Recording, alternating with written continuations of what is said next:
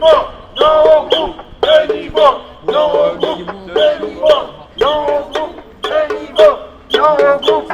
Alors à Natal on aura le bol parce que déjà pour la première raison c'est la 5e rentrée là qu'on fait en perdant des moyens d'enseignement pour notre établissement. En fait en gros pour faire rapide ça fait un poste et demi qui a été supprimé sur 5 ans, ça fait quand même vraiment beaucoup de perte de moyens. Deuxième colère qui vraiment Enfin, la chose qui nous préoccupe vraiment beaucoup pour la rentrée, c'est cette histoire de groupe de niveau qu'on nous impose de faire, qui désorganise totalement notre organisation, nos enseignements, et qui nous semble un projet dangereux aussi, parce que ça va aboutir à une sélection précoce des élèves en 6e.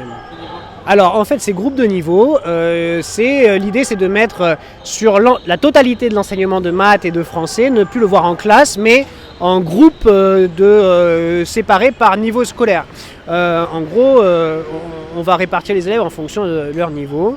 Là où ça nous inquiète beaucoup, c'est qu'on sait que, alors déjà, la recherche a montré que ce sont des dispositifs qui ne marchent pas du tout. Moi, j'étais remplaçant longtemps, j'ai fait le tour de beaucoup d'établissements, j'ai vu des établissements où ça avait été tenté, c'est en général une catastrophe partout où c'est fait. Pourquoi ? Parce que les élèves, une fois qu'ils sont dans le groupe dit des nuls, parce qu'ils savent très bien, s'ils sont dans le groupe des faibles, ils vont s'auto-dénominer le groupe des nuls, ils baissent les bras, ils assument qu'en fait, ils sont nuls et que du coup, ça sert à rien.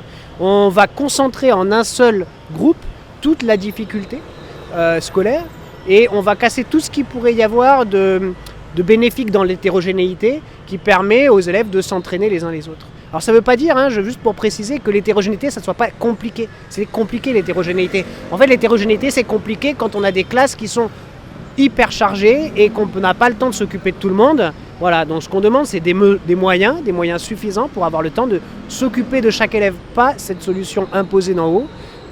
Qui correspond en rien à tout ce qu'on a mis en place depuis des années et qui nous enferme dans une logique dont on ne veut pas. Et parlez-moi un peu de ce moyen de manifester. Alors, ce moyen de manifester, on cherchait une idée un peu originale pour exprimer ce que je vous disais, notre colère, notre mécontentement face à la perte d'heures et face à ces groupes de niveau dont on ne veut pas. Et on cherchait une manière qui ne soit pas pénalisante ni pour nos élèves ni pour leurs parents, voilà, parce que c'est pas eux qu'on veut pénaliser, On veut simplement se faire entendre. Alors comme nous, on est prof, on est adepte de la répétition, c'est-à-dire en classe on répète beaucoup les choses, on s'est dit on va sortir tous les jours, répéter la même chose, se faire entendre devant chez nous. Donc sur notre pause de midi, on mange vite fait sur le pouce et on sort une demi-heure protester devant l'établissement. Alors, Anatole est là dans la rue aujourd'hui. De nouveau, on était déjà hier dans la rue pour exprimer les mêmes choses.